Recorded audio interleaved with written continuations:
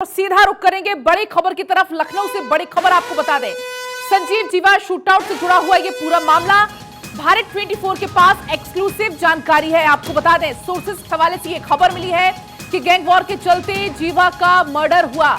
अपराध की दुनिया में वर्चस्व की जंग के चलते ये हत्या की गई। तो बड़ी खबर आपको बता दें, इस पूरे मामले में पुलिस लगातार जांच कर रही है और इस मामले में जांच का जिम्मा अब एसआईटी पर है। एसआईटी इस पूरे मामले में जांच कर रही है। हालांकि आपको बता दें कि कल रात को घटनास्थल पर पहुंची एसआईटी की टीम, वहां जाकर सुराग इकट्ठा करने की कोशिश की। हत्या में शामिल हथियार को बरामद किया गया। साथ ही इस पूरे मामले में एक के बाद एक कई खुलासे हो रहे हैं। आपको बता दें, यहां पर वर्चस्व की जंग को लेकर हत्या की बात सामने आ रही है। सोर्सेस के हवाले से ये बड़ी खबर है कि वर्चस्व की जंग के चलते, अपराध की दुनिया में वर्चस्व की जंग के चलते इस हत्या को अंजाम दिया गया है। एक्सक्लूसिव जानकारी भारत 24 के पास है। आपको बता दें कि कल 3:30 से 4 बजे का वो समय था। उस दौरान वकील की ड्रेस में एक शख्स अंदर दाखिल होता है और अंदर दाखिल होते ही गोलियां चलने की आवाज आती है। हालांकि इस पूरे हमले होने के बाद, ये पूरी घटना सामने आने के बाद कई सवाल भी खड़े हो रहे हैं। सुरक्षा व्यवस्था को लेकर सवाल खड़े हो रहे हैं। इसको लेकर हालांकि सीएम योगी आदित्यनाथ समीक्षात्मक बैठक करने वाले हैं। कोर्ट की सुरक्षा व्यवस्था को लेकर यह समीक्षात्मक बैठक होगी। लेकिन बड़ी खबर इस बीच ये निकलकर सामने आई है कि वर्चस्व की जंग को लेकर इस घटना को अंजाम दिया गया, इस हत्या को अंजाम दिया गया। गैंग वॉर के चलते जीवा का मर्डर किया गया और जो शख्स था, हालांकि उसे तुरंत घर दबोच लिया गया।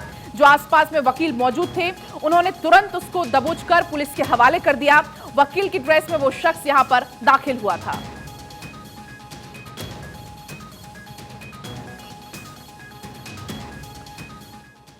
तो देखिए, ये सोर्सेस के हवाले से खबर मिली है कि गैंग वॉर के चलते, वर्चस्व की जंग के चलते इस घटना को अंजाम दिया गया।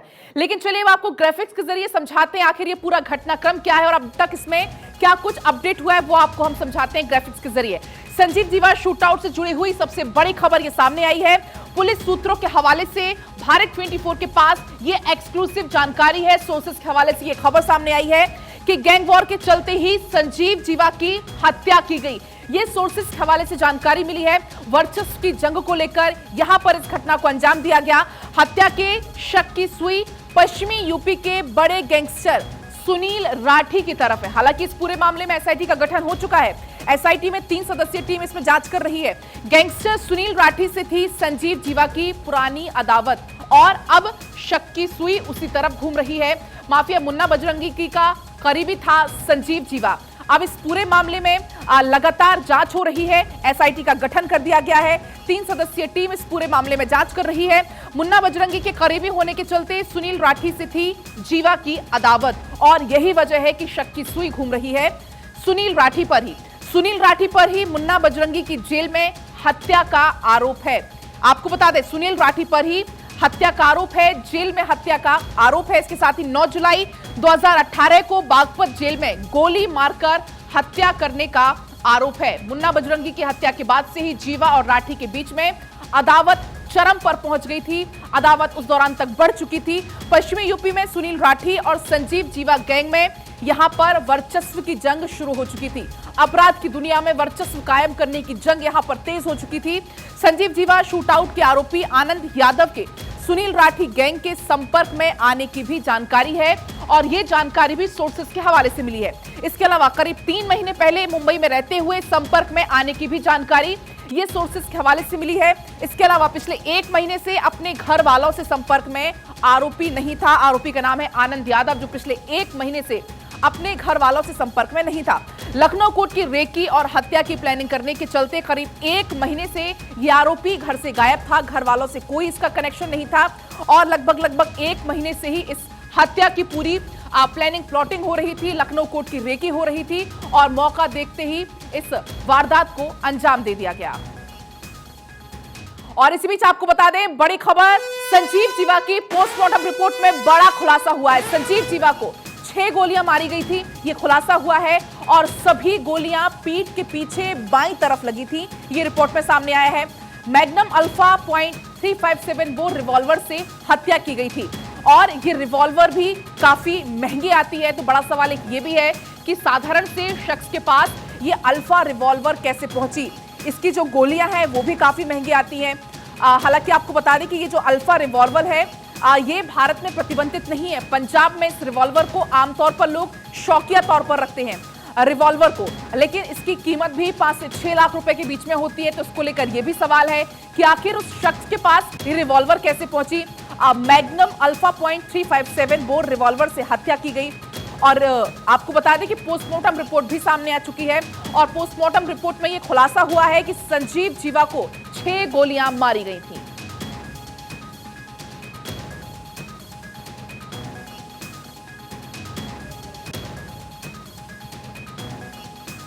और चलिए अब आपको तमाम अपडेट भी देंगे, ग्राउंड जीरो से आपको हम अपडेट देंगे। हमारे साथ एहतिसाम सिद्दीकी लखनऊ से जुड़ चुके हैं, साथ ही आलोक मालवीय प्रयागराज से, और पीड़ित परिवार के सदस्य भी इस दौरान हमारे साथ मौजूद हैं। सबसे पहले एहतिसाम, मैं आपके पास आऊंगी, इस पूरे मामले में अपडेट आपसे चाहूंगी क्योंकि पोस्टमार्टम रिपोर्ट भी अब सामने आ चुकी है। जी पलक, देखिए हम आपको बता दें इस वक्त जो सुबह से अपडेट आ रहा है वो ये है कि वकील का कार्य बहिष्कार पर रहेंगे, लेकिन जो रूटीन्स के काम उसके लिए न्यायालय खुलेंगे और न्यायालय के अंदर की जो सुरक्षा व्यवस्था है वो काफ़ी चाक चौबंद कर दी गई है। बिना पास के किसी, बिना परिचय पत्र के किसी को अंदर जाने नहीं दिया जा रहा।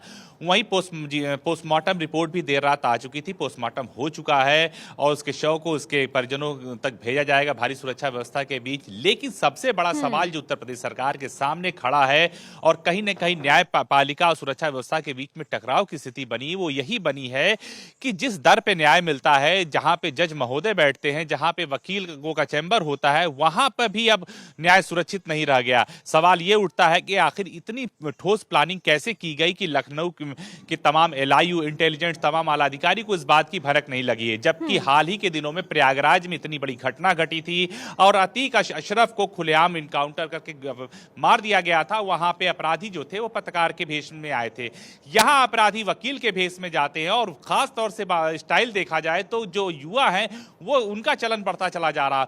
जो हथियार इस्तेमाल किया गया है वो प्रतिबंधित हथियार है, उसकी जो कारतूस है वो काफी महंगी मिलती है। इसके साथ ही हमारे पास सूत्रों से जो जानकारी मिली है, क्योंकि अपराधी वो अकेला नहीं था, उसके साथ उसकी बी टीम भी थी। अगर वो फेल हो जाता कोर्ट के अंदर तब उसकी बी टीम उसको बैकअप देने के लिए वहां फायरिंग करती, हो सकता है कई कैजुअल्टीज और भी बढ़ जाती, लेकिन सिर्फ टारगेट संजीव ही था, इसलिए लिहाजा उसको निशाना 7 के गोली मारी गई और निशाना भी अचूक था कि 6 के 6 गोली उसके बाएं साइड को छेदते हुए निकल गई। जो लोग घायल हुए हैं वो निकली हुई गोलियों से घायल हुए हैं। पुलिस की साइटी टीम पूरे मामले की तफ्तीश में जुट गई है, लेकिन अभी किसी अंजाम तक वो नहीं पहुंच पाई है। हाँ, ये बात जरूर है कि उसकी अदावत जिन लोगों से रही है उनसे जोड़ के वो जरूर देखा जा रहा है और ये कहा जा रहा है कि मुख्तार अंसारी गैंग से जिनकी दुश्मनी रही है उस गैंग का वर्चस्व को लेकर इस तरह की लड़ाई हुई है। लेकिन अब सवाल ये उठता है कि जो न्यायपालिका है, जहां से न्याय मिलता है, जहां से लोगों को इंसाफ मिलता है, उसकी चौखट भी अब सुरक्षित नहीं रह गई और अपराधी बहुत ही आसानी से किसी घटना को अंजाम देकर चला जाता है। जिस शख्स ने इस घटना को अंजाम दिया है, हमारी टीम भारत 24 की टीम उसके गांव पहुंची, उसके पिता से बात हुई, उसके भाई से बात हुई, उसकी मां से। बहुत ही साधारण परिवार का लड़का है, बहुत ही संपन्न नहीं है। रोजी रोजगार के सिलसिले में वो लखनऊ आया था, अचानक उसका फोन बंद हो गया और कहा कोई बहुत बड़ा उसका क्रिमिनल रिकॉर्ड्स भी नहीं मिला है पुलिस को। ऐसे में तफ्तीश इस बात की उठती है कि यूपी में जो 3 बड़े मर्डर हुए हैं, और बड़ा सवाल ये लगातार बना हुआ, जैसा कि अभी आपने जिक्र भी किया कि खुद अब कोर्ट सुरक्षित नहीं है। हालांकि अब जांच इस पर बैठा दी गई है, सीएम योगी खुद इस पर नजर रखे हुए हैं। आपके पास मैं लौटूंगी। हमारे साथ परिजन भी लगातार बने हुए हैं, पीड़ित परिवार के सदस्य हमारे साथ इस वक्त मौजूद हैं। आपका मैं स्वागत करती हूं सर भारत 24 पर। लेकिन आप क्या कहना चाहेंगे कि क्या पहले से कोई आपको अंदेशा था या ऐसा कुछ शक था आपको पहले से, या फिर किस तरफ आपकी शक की सुई घूम रही है?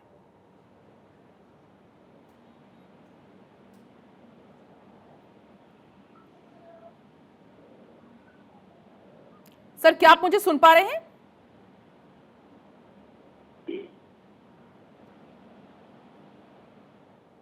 चलिए एक बार फिर से हम बात करने की कोशिश करेंगे और हमारे संवाददाता आलोक मालवीय भी लगातार प्रयागराज से बने हुए हैं। आलोक, सबसे पहले आप अपडेट बताइए इसमें। बिल्कुल, देखिए जिस तरह से संजीव जीवा की हत्या हुई उसके बाद से जो इलाहाबाद का प्रशासन है वो काफी ज्यादा चुस्त और दुरुस्त हो गया है। यहाँ पर जो व्यवस्थाएं हैं वो पीएसी लगाई गई है और इसके साथ ही अतीक, अशरफ और उमेश पाल का जब मर्डर हुआ था उसके बाद से यहाँ की सुरक्षा व्यवस्था काफी चाक चौबंद कर दी गई थी। बैरिकेडिंग्स लगाई गई है और इसके साथ ही यहाँ पर पीएसी की फोर्स भी तैनात है। इसके साथ स्थानीय पुलिस फोर्स भी तैनात लोगों की सुरक्षा व्यवस्था को चाक चौबंद कर रही है और देख रही है। इसके साथ इस जगह पर सीसीटीवी लगाए गए हैं, संदिग्ध लोगों की पहचान और इसका सब रिसीवर जो कि 8 किलोमीटर दूर है, बड़ी स्क्रीन पर सारी चीजें देखी जा रही हैं कि किसी भी तरह की कोई अप्रिय घटना न घट पाए और लोग जो संदिग्ध है उनकी पहचान की जा रही है और उनको दूर से ही देखकर उनको पकड़ा जा रहा है और उनसे पकड़े जाने के साथ ही पूछताछ भी की जा रही है।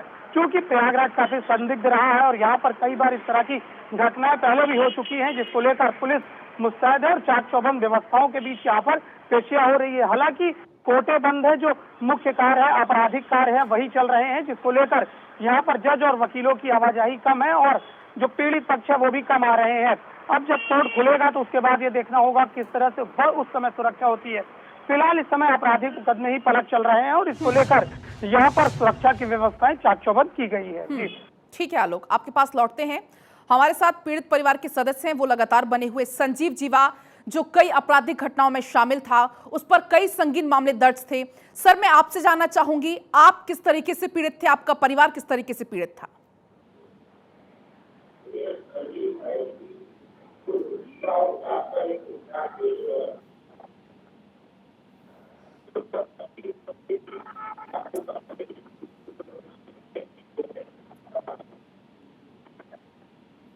तो चलिए एक बार हम फिर से यहाँ पर बात करने की कोशिश करेंगे। टेक्निकल ग्लिच यहाँ पर मुझे कुछ समझ में आ रहा है। जब तक आपको बता दें यहाँ पर इस पूरे मामले को लेकर अपडेट क्या कुछ है। पूरे मामले में एसआईटी का गठन कर दिया गया है। 3 सदस्यीय टीम का गठन एसआईटी के द्वारा किया गया है। आपको बता दें एसआईटी कल रात को घटनास्थल पर यहां पर पहुंची। घटनास्थल पर पहुंच के वहां पर सुराग इकट्ठे किए जा रहे हैं, सबूत इकट्ठे करने की कोशिश की जा रही है और एहतेशाम हमारे साथ लगातार बने हुए हैं। एहतेशाम, जिस तरीके से ये जो घटना सामने आ रही है, अभी आपने जिक्र भी किया सुरक्षा व्यवस्था को लेकर, हालांकि सेम ऐसा ही मामला सामने आया था, लेकिन वो दिल्ली का मामला था, लेकिन मामला वो भी वही था, कोर्ट परिसर में ही इस तरीके से गोलीबारी होती है। लेकिन बड़ा सवाल, जब ये शख्स वहां पर एंट्री करता है तो आखिर उसने एंट्री कैसे की? जो सुरक्षा कर्मी होते हैं वो वहां पर मौजूद नहीं थे और इतनी बड़ी लापरवाही। जी हाँ, देखिए लापरवाही बहुत बड़ी है और इसको माफ करने लायक भी नहीं है, क्योंकि राजधानी लखनऊ है, मुख्यमंत्री से लेके तमाम बड़े हुक्मरान यहाँ बैठते हैं और कोर्ट भी बहुत ही संजीदगी के साथ वहाँ पे तमाम जज और तमाम वकील जाते हैं, तमाम पुलिस अफसर जाते हैं, तो तमाम नेता जाते हैं और सुरक्षा व्यवस्था हमेशा चाक चौबंद रही है, क्योंकि पास में स्वास्थ्य भवन मुख्यालय है, पास में कलेक्ट्रेट है, राजस्व परिषद का मुख्यालय है। हम आपको बता दें कि जिस तरह से ये अंदर गया है और जिस तरह से ये हथियार अंदर लेके गया है, काफी कई सवालिया निशान खड़े होते हैं और ये अकेले नहीं था, इसके साथ कई और लोग थे और इसको बकायदा ट्रेंड किया गया था, इसको बकायदा पहचान कराई गई थी। इसके साथ साथ ये भी हमें इनपुट मिला हुआ है कि इसके साथ ही 1-2 असलहे और भी अंदर गए थे, जो दूसरे लोग वकील के भेष में वहां गए थे। उसको टीम बी का नाम दिया गया था। अगर टीम ए फेल होती तो टीम बी से फायरिंग की जाती, लेकिन टीम ए का निशाना इतना अचूक था, कोर्ट रूम में उसने बकायदा 6 के 6 गोलियां उसके बाएं साइड में उतार दिया और संजीव जीवा वहीं ढेर हो गया। वहां पे ही उसकी जान निकल चुकी थी, क्योंकि ब्लड क्लॉटिंग बहुत ज्यादा हो गई थी और वहां से जब उसकी बॉडी को ट्रॉमा सेंटर ले जाया गया, तभी डॉक्टर ने उसको मृतक घोषित कर दिया।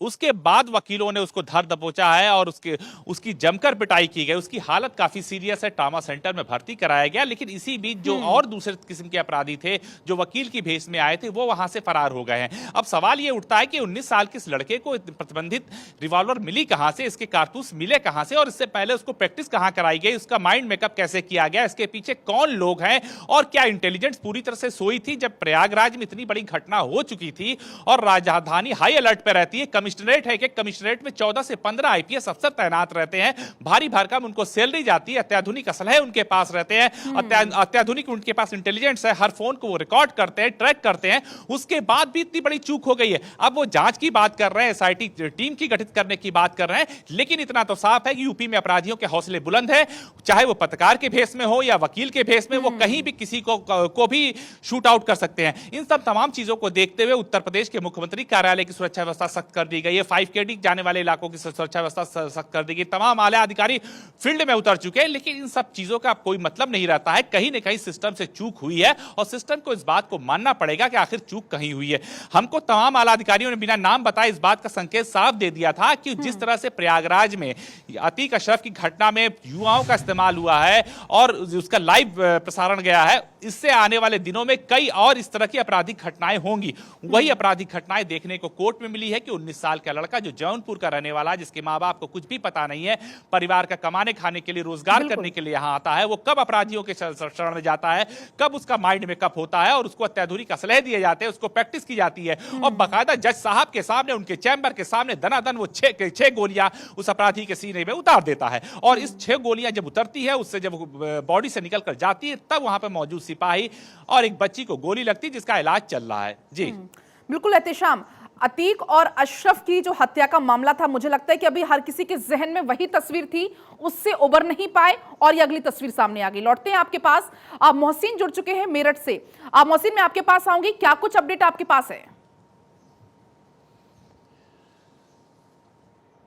उत्तर प्रदेश के कुख्यात और दुर्दांत अपराधी संजीव माहेश्वरी उर्फ संजीव जीवा की कोर्ट परिसर के अंदर गोलियां बरसाकर हत्या की गई है। उसके बाद जो मेरठ की कचहरी की तस्वीर है, उसकी मैं आपको लाइव तस्वीरें यहाँ पर दिखा रहा हूँ। यहाँ पर पुलिस कर्मियों की तैनाती की गई है जो हैंड मेटल डिटेक्टर के साथ है और लोगों को चेकिंग करने के बाद ही अंदर प्रवेश दिया जा रहा है। लेकिन हाँ, इतना जरूर है कि ये जो सुरक्षा व्यवस्था है मेरठ कचहरी के हिसाब से ऊंट के मुंह में चीरा साबित हो रही है, क्योंकि यहाँ पर तकरीबन हर रोज 1000 से 3000 के आसपास जो है वो अपराधियों को पेशी पर लाया जाता है और उस हिसाब से जो सुरक्षा व्यवस्था है वो बड़ी नाकाफी है। जिस तरह से उम्मीद लगाई जा रही थी कि काफी यहाँ पर पुलिस फोर्स होगा, लेकिन उस तरह से दिखाई नहीं दे रहा है। मैं आपको एक चीज और यहाँ पर दिखाना चाहता हूँ कि आप देखेंगे कि इसी कोर्ट जो कचहरी है, यहाँ पर एक ही कमरा है छोटा सा। इस कमरे के आसपास में आप तस्वीरों में देखेंगे कि यहाँ पर जो है स्कैनर लगाया गया है और इस स्कैनर के जरिए जो है जितने भी लोग कचहरी परिसर के अंदर प्रवेश कर रहे हैं उनको यहाँ पर चेक किया जाता है और चेकिंग करने के बाद ही उन्हें अंदर प्रवेश दिया जाता है। यानी कि इस स्कैनर मशीन से सबको गुजरना होगा और स्कैनर मशीन का गुजरने के बाद सब लोग अंदर प्रवेश कर पाएंगे। अगर कोई भी आपके पास ऐसा कोई भी आपत्तिजनक चीज है, अपने झोले को अंदर रखेंगे तब आप अंदर प्रवेश कर पाएंगे, तो वो स्कैनर से साफ तौर पर आ जाता है। लेकिन इतना जरूर है कि ये जो मेरठ कचहरी परिसर है, यहाँ पूर्व में कई ऐसी घटनाएं हो चुकी हैं जिस तरह से लखनऊ में हुई है, लेकिन उसके बावजूद भी कहते हैं ना कि दूध का चला जो है वो छाछ भी फूक फूक कर पीता है, उसी हिसाब से सुरक्षा व्यवस्था को चाक चौबंद किया जाना चाहिए था। यहाँ मैं एक महत्वपूर्ण चीज और बता दूं कि जिस तरह से कोर्ट परिसर के अंदर संजीव जीवा की हत्या की गई है, उससे पहले प्रयागराज में अतीक अहमद और अशरफ की हत्या की गई। यानी कि आतंक के अंत तो हो रहा है, आतंक के एक अध्याय का अंत तो जरूर किया जा रहा है, लेकिन जिस तरह से इन हत्याओं को अंजाम युवा दे रहे हैं उससे कहीं ना कहीं एक नए अपराधी को भी जन्म मिल रहा है। तो यहाँ सोचने वाली बात है कि आखिरकार इन युवाओं को प्रशिक्षण दे रहा है, इनके पीछे कौन है, वो मास्टरमाइंड कौन है जो इन युवाओं को इस तरह के अपराध की दलदल में धकेल रहा है, जो अपना ना तो वर्तमान सोच पा रहे हैं ना भविष्य सोच पा रहे हैं, बल्कि इस तरह की वारदातों बिल्कुल, और बाकायदा उन्हें ट्रेन किया जाता है, हथियार चलाना उन्हें सिखाया जाता है। आपके पास लौटती हूँ, आलोक में आपके पास आऊंगी। आज इस तरीके से भी हमने मेरठ की तस्वीरें देखी, सुरक्षा व्यवस्था अब वहां पर पुख्ता कर दी गई है, जांच पड़ताल हो रही है और चूंकि अभी आप भी जिक्र कर रहे थे प्रयागराज का कि हलचल तेज है और वहां पर भी सुरक्षा व्यवस्था के अब पुख्ता इंतजाम किए गए। सर आप तस्वीरों के जरिए दिखाइए हलचल वहां की। और यहाँ पर पुलिस की काफी व्यवस्थाएं की गई हैं, चूंकि अब नए कोर्ट बन गए हैं तो नए कोर्ट में जो है पूरी तरह से सुरक्षित स्कैनर मशीनें लगाई गई हैं और इसके साथ ही लगातार सुरक्षा व्यवस्था चाक चौबंद करने की बात पुलिस कर रही है। आप ये देख सकते हैं कि गेट है, जो वकील है वो यहाँ पर चैम्बर, इसके आगे जो मुख्य कोर्ट है कोर्ट के अंदर पलक लगा अतीक और अशरफ की भी पेशी हुई थी, एमपी एमएलए कोर्ट भी यहीं पर है और कल अतीक और अशरफ की जो हत्यारे हैं उन तीनों की पेशी भी होनी थी, लेकिन सुरक्षा व्यवस्था को लेकर उनकी वीडियो कॉन्फ्रेंसिंग के थ्रू यहाँ पर पेशी की गई। इनको 20 जून तक की डेट मिली है और इसके साथ ही लगातार यहाँ पर अगर हम बात करें तो सुरक्षा व्यवस्था चाक चौबंद करने की बात की जा रही है। आप देख सकते हैं पुलिसकर्मी आराम से बैठे हुए हैं यहाँ पर गाड़ी पे, किसी तरह की कोई चेकिंग व्यवस्था नहीं देखने को मिल रही है। और ये बगल में सीपी का ऑफिस है और यहीं पे सीपी ऑफिस के ठीक सामने कचहरी है और कचहरी पे एमपी एमएलए कोर्ट है। और लगातार यहाँ पर आप देख सकते हैं अधिवक्ता आ रहे हैं और अधिवक्ताओं के आने के साथ ही यहाँ पर अपराधी भी आ रहे हैं जिनकी कोर्ट में पेशी होनी है। और लगातार यहाँ पर सुरक्षा की अगर हम बात करें तो आप देख सकते हैं सुरक्षा की क्या व्यवस्था है और किस तरह से यहाँ पर सुरक्षाकर्मी तैनात हैं। लेकिन यहाँ पर किसी भी तरह की कोई व्यवस्थाएं देखने को नहीं मिल रही हैं और लगातार यहाँ पर सुरक्षा की अगर हम बात करें तो स्कैनर मशीन लगाई गई और स्कैनर मशीन से कोर्ट रूम और एमपी एमएलए कोर्ट के अंदर जाने की व्यवस्थाएं हैं। मेन ये जो कचहरी की मेन सड़क है और इसी सड़क से सभी को ले जाया और ले आया जाता है। और ये पुलिस की जो पुलिस चौकी है, इस पुलिस चौकी के ठीक सामने जो है मुख्य एमपी एमएलए कोर्ट बनाई गई है और यहीं पर अपराधियों की पेशी की जाती है। ये पुलिस चौकी कटरा है और कर्नलगंज कमिश्नरेट के अंडर में आती है, यानी कर्नलगंज की ये पुलिस चौकी है। कर्नलगंज थाने के अंतर्गत ये पुलिस चौकी है और इसके ठीक सामने आप देख सकते हैं ये कोर्ट रूम है और कोर्ट के अंदर सुरक्षा की क्या व्यवस्थाएं है वो मैं आपको पलक दिखाना चाहूंगा। यहाँ पर आप देख सकते हैं पुलिस वाले लगाए गए हैं और इसके साथ ही बैरिकेटिंग की गई है कि लोग यहाँ से आराम से अंदर आ जा सके। क्योंकि इसके अंदर ही एमपी एमएलए कोर्ट है इसलिए यहाँ पर स्कैनर मशीनें लगाई गई हैं और आप देख सकते हैं स्कैनर मशीनों के तहत ही लोगों को अंदर भेजा जा रहा है। ठीक है आलोक, आपके पास लौटते हैं। हमारे साथ इस बीच एक बार फिर जुड़ चुके हैं पीड़ित परिवार के सदस्य हैं, वो जुड़ चुके हैं। कुख्यात अपराधी संजीव जीवा जिस पर सैकड़ों मामले दर्ज थे, संगीन अपराधों में वो रहता था। आपसे मैं जानना चाहूंगी आप किस तरीके से पीड़ित थे, क्या कुछ आप बताना चाहेंगे, क्या कुछ आप शेयर करना चाहेंगे? देखिए, उत्तर प्रदेश के कद्दावर भारतीय जनता पार्टी के नेता पूर्व राजस्व एवं ऊर्जा मंत्री श्री ब्रह्मदत्त द्विवेदी, जो कि एक वरिष्ठ अधिवक्ता फौजदारी भी थे, अयोध्या के प्रभारी थे, माननीय लाल कृष्ण आडवाणी जी के रायबरेली सीबीआई कोर्ट में भी उन्होंने अधिवक्ता के रूप में पैरवी की थी। 9/10 फरवरी 1997 को फर्रुखाबाद में लोहाई रोड पर एक तिलकोत्सव कार्यक्रम से निकलने के बाद उनके ऊपर अंधाधुंध फायरिंग करके उनकी हत्या कर दी गई थी। इस हत्याकांड के मुकदमे को मेरे द्वारा कोतवाली फर्रुखाबाद में पंजीकृत कराया गया था। इसका मुकदमा का संख्या 109/1997 था। उसमें स्वर्गीय श्री ब्रह्मदत्त द्विवेदी, उनका अंगरक्षक जो सरकारी सिपाही था, हेड कांस्टेबल था, ब्रजकिशोर तिवारी, ये दोनों लोग अंधाधुंध फायरिंग में घटना स्थल पर ही मौत के घाट हत्याभुक्तों के द्वारा उतार दिए गए थे। वाहन का चालक शेर सिंह यादव रिंकू, उसके भी पैर में गोली लगी हुई थी। इस प्रकरण का मुकदमा कोतवाली फर्रुखाबाद में धारा 302, 120 और 307 आईपीसी में मेरे द्वारा पंजीकृत कराया गया था, जिसमें विजय सिंह को नामांकित, जो कि यहाँ के पूर्व विधायक थे, नामांकित किया गया था 3 अज्ञात। जी ठीक है, तो हमारे साथ पीड़ित परिवार के सदस्य जुड़े हुए थे और उन्होंने विस्तार से इसको लेकर यहाँ पर जानकारी भी दी कि मुकदमा उनके द्वारा दर्ज किया गया। साथ ही उन्होंने तमाम बातों का यहाँ पर खुलकर जिक्र किया। आपको इस पूरे मामले में जरा अपडेट बता देते हैं कि आखिर संजीव जीवा था कौन। आपको बता दें, ब्रह्मदत्त द्विवेदी की हत्या का आरोपी था, जो कि उत्तर प्रदेश के मुजफ्फरपुर का रहने वाला था संजीव जीवा। आपको बता दें, संजीव जीवा जिस पर सैकड़ों मामले दर्ज थे, यूपी के कुख्यात अपराधियों में से एक था संजीव जीवा। आपको बता दें कि 22 मामले संजीव जीवा के ऊपर दर्ज थे और जो कि मुख्तार का खास शूटर माना जाता था। मुन्ना बजरंगी के लिए संजीव जीवा काम करता था, मुन्ना बजरंगी के लिए काम किया करता था और संजीव जीवा की गैंग में 35 अपराधी थे। ब्रह्मदत्त द्विवेदी की हत्या का भी आरोपी है संजीव जीवा। साथ ही आपको बता दें कि उत्तर प्रदेश के मुजफ्फरपुर का ये रहने वाला है। और चलिए अब आपको और तमाम तस्वीरों के लिए सीधा कानपुर लिए चलते हैं। संवाददाता सुमित कानपुर से जुड़ गए हैं। सुमित, आपसे मैं तस्वीरें वहां की जानना चाहूंगी, चूंकि अभी हमने प्रयागराज की तस्वीरें देखी, हमने मेरठ की तस्वीरें देखी। आप बताइए वहां पर कैसी हलचल है और क्या कुछ व्यवस्थाएं सुरक्षा को लेकर?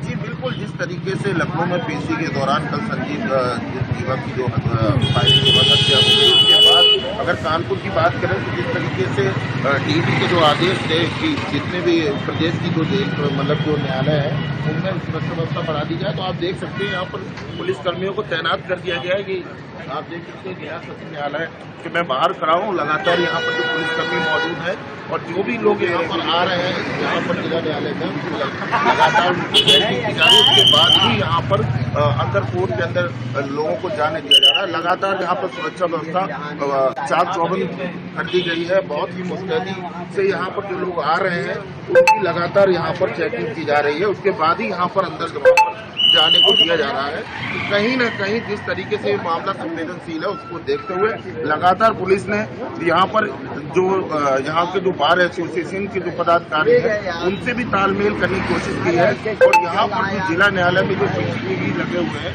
उनका भी निरीक्षण किया जा रहा है कि कौन से सीसीटीवी जो कैमरे हैं वो कहाँ तक सही चल रहे हैं, कहाँ का खराब है, उसको भी जल्द से जल्द दुरुस्त किया जा सके और जो भी पेशी के दौरान यहाँ पर जो कैदी आ रहे हैं उनकी सुरक्षा व्यवस्था का यहाँ पर हर बिंदु पर यहाँ पर कहीं न कहीं मुस्तैदी दिखाई पड़ रही है। ठीक है सुमित, नजर आप रखिएगा, आप सभी नजर रखिएगा इस खबर पर। अपडेट हम आपसे आगे भी लेंगे।